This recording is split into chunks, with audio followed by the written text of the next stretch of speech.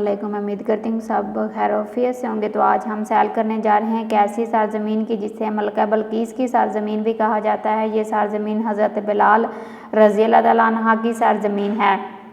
जी हाँ, वही हज़रत बिलाल रज़ी अल्लाह तआला अन्हा जो चलते तो ज़मीन पर थे मगर इनके कदमों की आवाज़ जन्नत में सुनाई देती थी। यहाँ ऐसे कबीले भी मौजूद हैं जो दुनिया के ख़तरनाक तरीन जंगली लोग मारे जाते हैं। यहाँ लड़कियां अपने होंठों और कानों को चीरकर इनके अंदर रिंग डालती हैं जो आज हम सैर करने जा रहे हैं हबशा की। आज की वीडियो इंतहाई इंटरेस्टिंग है, इसलिए वीडियो को आखिर तक ज़रूर देखिएगा। और नए आने वाले व्यूअर से गुजारिश है कि हमारे चैनल MK वर्ड्स 90s को ज़रूर सब्सक्राइब कीजिएगा और वीडियो को भी ज़रूर लाइक कीजिएगा।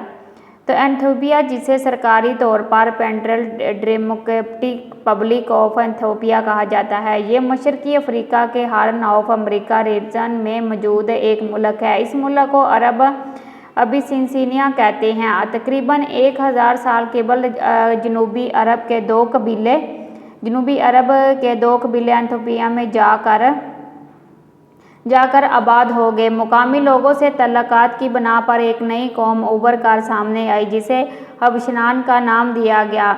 अरबी इस तमाम इलाके को हबशा कहने लगा। ये एक लैंड लॉक मुल्क है, यानी इसे किसी भी जानब से समुंदर नहीं लगता। इस मुल्क की सरहदें शुमाल में एरिट्रिया, शुमाल मशरक में जिबूती, मशरक और जनूब मशरक में सोमालिया, जनूब में केन्या, मगरब में जनूबी सूडान और शुमाल मगरब में सूडान के साथ मिलती हैं। एथियोपिया का कुल रकबा 11,22,000 मुरबा किलोमीटर है। रकबे के एतबार से ये दुनिया का 26वां बड़ा मुल्क है। ये अफ्रीका का दूसरा और दुनिया का तीसरा सबसे ज़्यादा आबादी वाला मुल्क है। इसकी कुल आबादी 12,79,55,823 लोगों पर मुश्तमिल है। यहाँ 1 किलोमीटर के अंदर 927 लोग आबाद हैं। एथियोपिया का दारुल-हुकूमत अदिस अबाबा है, जो मुल्क का सबसे बड़ा और अजीम शहर है। ये इंतहाई खूबसूरत neat and clean fast city है। इस शहर का कुल रकबा 527 मुरबा किलोमीटर है। इस शहर की कुल आबादी 2007 की मरदमशुमारी के मुताबिक 27,39,551 लोगों पर मुश्तमिल है। 2007 के बाद आज तक इसकी मरदमशुमारी नहीं की गई। एथियोपिया की ज़्यादातर आबादी मसीही है और उसे दुनिया का दूसरा कदीम तरीन मसीही मुल्क भी माना जाता है। इसकी कुल आबादी का 7.3% हिस्सा क्रिश्चियन लोगों पर मुश्तमिल है और क्रिश्चियन मज़हब ही मुल्क का कौमी मज़हब है, जिनमें 43.8% एथियोपियन ऑर्थोडॉक्स की 27.8 किसी पेटिंग क्रिश्चियन और बाकी 0.7% दूसरे क्रिश्चियन शामिल हैं। इनमें 67.3% के अलावा 31.3% इस्लाम, 0.6% एडिशनल फेस और बाकी 0.8% लोग दूसरे मजहबों से तल्लुक़ रखते हैं।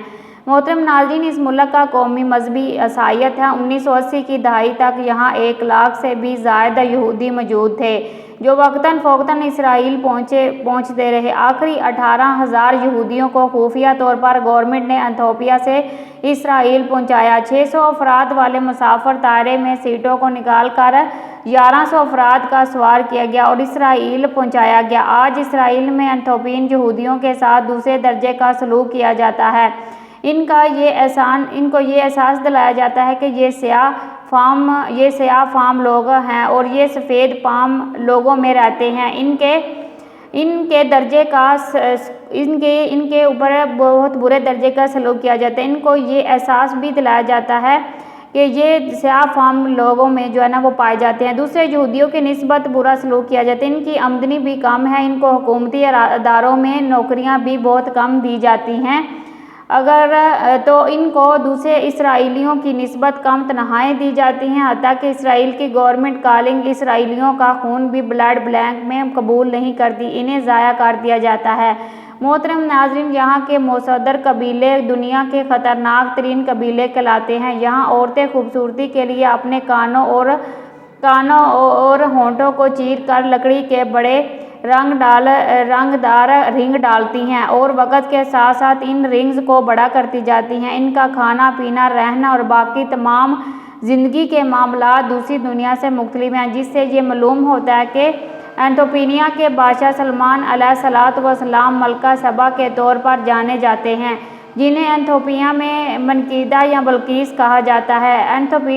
ایتھوپیا کی سرحد کے ساتھ نجاشی بادشاہ کا شہر ہے۔ نجاشی بادشاہ کا اصل نام اسم بن اجبیر تھا۔ یہ بہت رحم دل اور انصاف پسند انسان ہے۔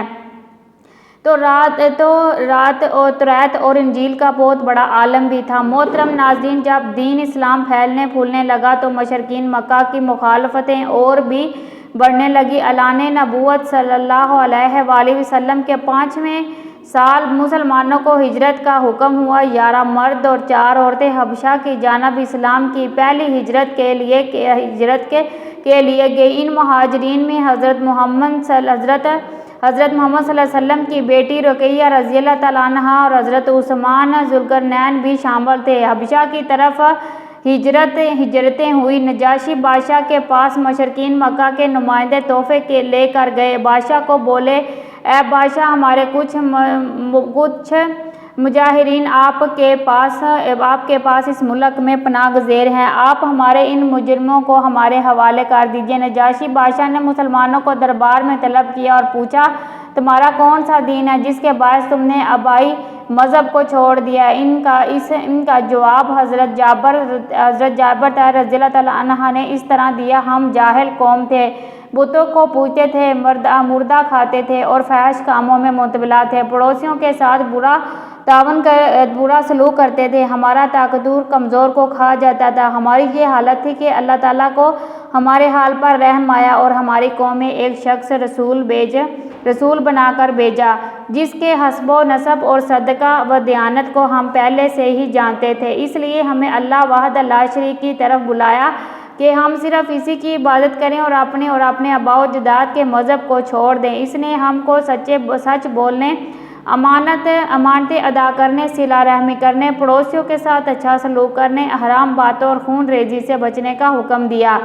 اس نے ہمیں فحش کاموں سے، جھوٹ بولنے سے، یتیموں کا مال کھانے سے، عورتوں پر تہمت لگانے سے منع کیا، ایک اللہ کی عبادت کرنے کا حکم دیا اور اس میں کسی کو شریک نہ کیا جائے، نماز پڑھنے، زکوٰۃ دینے کا حکم دیا، پھر ہم ان پر ایمان لے آئے۔ یہی ہمارا گناہ ہے جس کی وجہ سے ہماری قوم ہماری جان کی دشمن بن گئی ہے۔ ان لوگوں نے ہمیں اتنا ستایا کہ ہم اپنے وطن کو چھوڑ کر آپ کے ملک میں امن کی زندگی بسر کر رہے ہیں۔ اب یہ لوگ ہمیں مجبور کر رہے ہیں کہ ہم پھر سے اسی گمراہی والی زندگی میں لوٹ جائیں۔ نجاشی بادشاہ نے قرآن سننے کی خواہش کی۔ حضرت جعفر طاہر نے سورۃ مریم کا اول حصہ میں حضرت یحییٰ حضرت عیسیٰ علیہ الصلوۃ والسلام کا قصہ بیان کیا،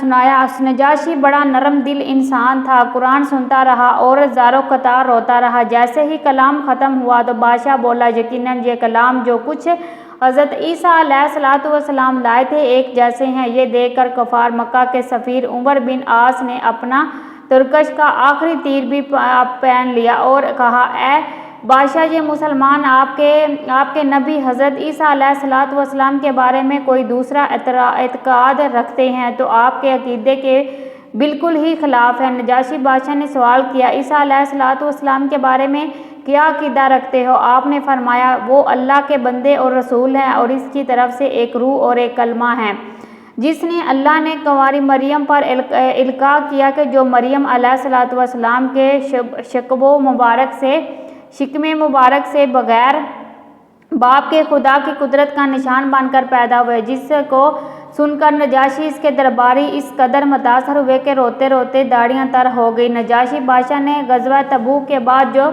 9 ہجری میں وفات پائی، نبی کریم صلی اللہ علیہ وآلہ وسلم نے اس کی وفات کے ہی دن صحابہ کرام کو اطلاع دی اور غلبانہ نماز جنازہ بھی پڑھائی۔ ایتھوپیا کی قومی زبان ایتھوپیین ہے۔ ان کے علاوہ اہرم، ارہروموسامی، ڈگرینیا، تھاڑاڑی، سدما اور انگلش زبانیں بولی جاتی ہیں۔ ایتھوپیا کا سالانہ GDP 393.297 بلین ڈالر ہے اور یہاں کے لوگوں کی فکس آمدنی 3,719 ڈالر ہے۔ مضبوط معیشت کے حوالے سے یہ دنیا کے 55 میں اور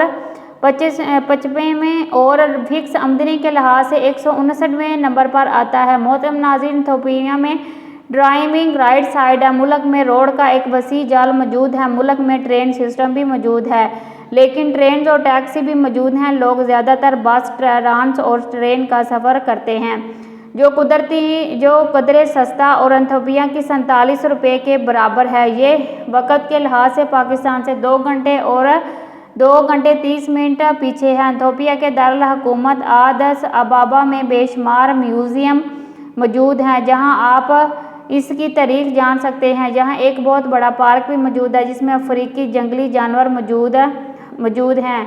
दी हुई city, the holy city of हिरास शहर के बारे में कहा जाता है कि अफ्रीका में सबसे पहले इस्लाम इसी शहर में फैला। उसे मक्का, मदीना और यसरब के बाद चौथा मुक़द्दस तरीन शहर माना जाता है। इस शहर में 100 से ज़्यादा मसाजिद हैं। इस शहर के लोग रात के वक़्त जंगली गदड़बाहों को खाना भी खाते हैं।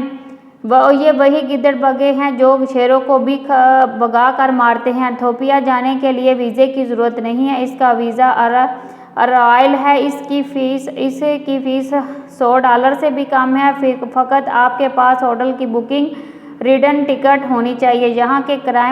यहाँ पर क्राइम भी बहुत ज़्यादा है। लोग गैर मुल्की सयाहों को खूब लूटते हैं। या खाने हमारे यहाँ से थोड़े महंगे हैं। मुल्क में शराब इंतहाई आम है। तो मोहतरम नाजरीन, ये थी आज की हमारी इंफॉर्मेटिव दिलचस्प वीडियो। आपको कैसी लगी कमेंट बॉक्स में अपनी राय का इजहार ज़रूर कीजिएगा। और नए आने वाले व्यूअर से गुजारिश है कि हमारे चैनल एम के बर्ड्स 90s को ज़रूर सब्सक्राइब करें और वीडियो को ज़्यादा से ज़्यादा शेयर करें, लाइक करें।